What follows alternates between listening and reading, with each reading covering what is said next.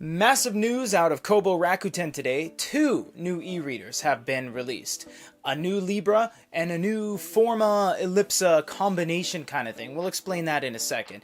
The Libra is called the Libra 2, and it is a continuation of the Libra H2O released in 2019.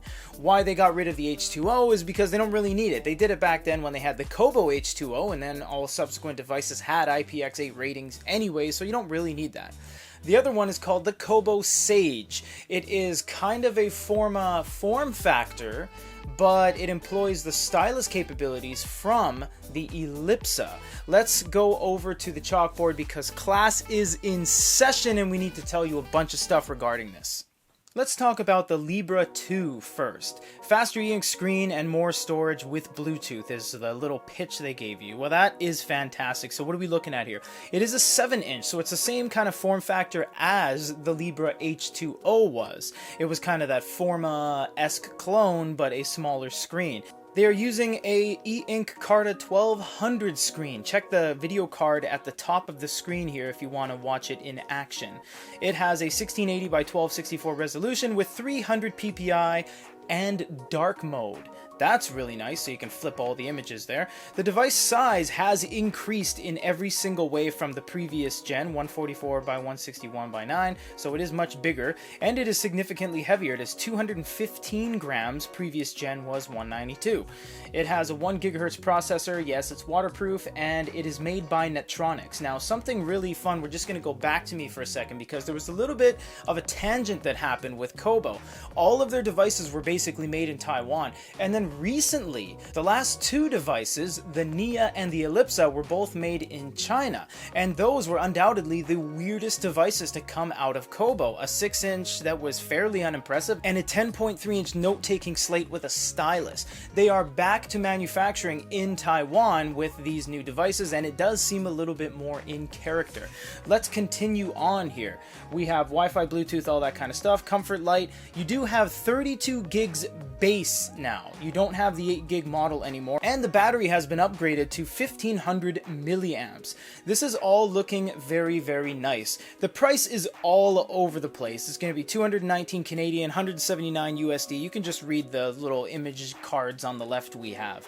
Now, this is the big boy, the Kobo Sage. And why this is a big boy is because it is following the 8-inch screen size that the Forma is, and it also has a very similar layout. It's got the side buttons and it's got the asymmetrical design when held in portrait.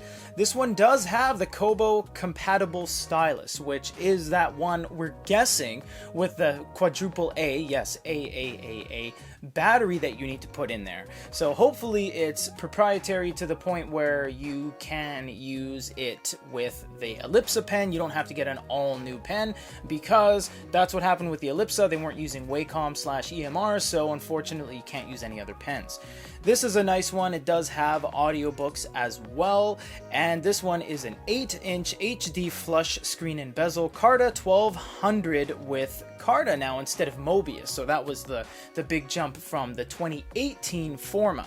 Now, it's hard to draw incredible parallels between just the Forma because this is employing a lot of the things from the Ellipsa, the note-taking layer and the experience itself, which means you can do math equations, you can take notes, you can do all that kind of stuff. It is made by Netronics, this one as well, and it is significantly heavier than the Forma if we are comparing it. 190 on the Forma and 240 grams on this bad boy, probably because of the layer and all this other stuff in there. They have employed a quad-core 1.8 gigahertz, and it does have an IPX8 rating, up to 60 minutes, 2 meters of water, Wi-Fi, Bluetooth, all that good stuff, Comfort Light Pro, and a base of 32 gigabytes. They don't give you the 8 gig model. Now, you do only have 1200 milliamps of battery, and that's not good. That's just not good for a note-taking layer. Now that you've put that on there, there's a lot more draw. You do have to realize that there is a lot more happening when you have a note-taking layer and you have audiobooks and all that kind of stuff.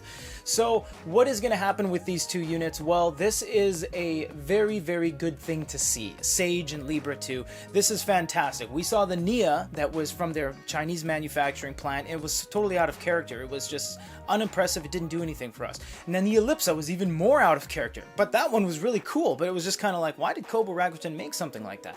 And now that you can kind of see that the Sage was going the same way, to have kind of a pocket level 8-inch note-taking device, not 7.8, 8. That's really cool. So now you can kind of see what the whole Ellipsa was about. It was about widening their scope as a company and going not just e-readers only, but you can kind of deviate from the timeline and go into maybe some note-taking and audio and stuff like that. So that's really nice. Everything has USB-C, of course, across the board. This is really exciting stuff. This is Kobo finally releasing some stuff. The Forma was released in 2018. The Libra H2O was released in 2019. We're sitting at the end of 2021 here, guys, and we haven't seen anything from Kobo aside from the note-taking experience. Of course, we had the Ellipsa, but we didn't really have any e-readers. I'm not counting the Nia. I can't count the Nia.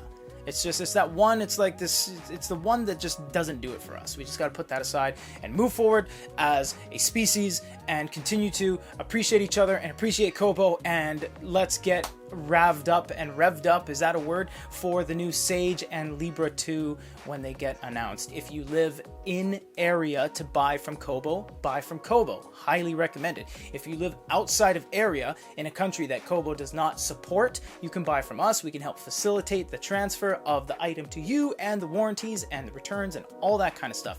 Follow Goody Reader at goodyreader.com. Follow me at Toge Trial. All the information is down below. Video cards up top, video things at the very end. If you guys have any questions, comments, or concerns, leave them down below.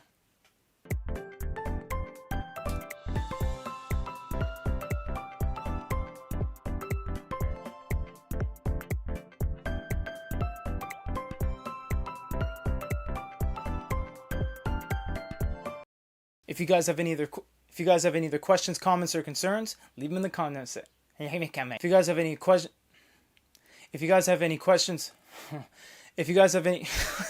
I can't do it today. If you guys have any comments, what is it? I can't do it. You can do it.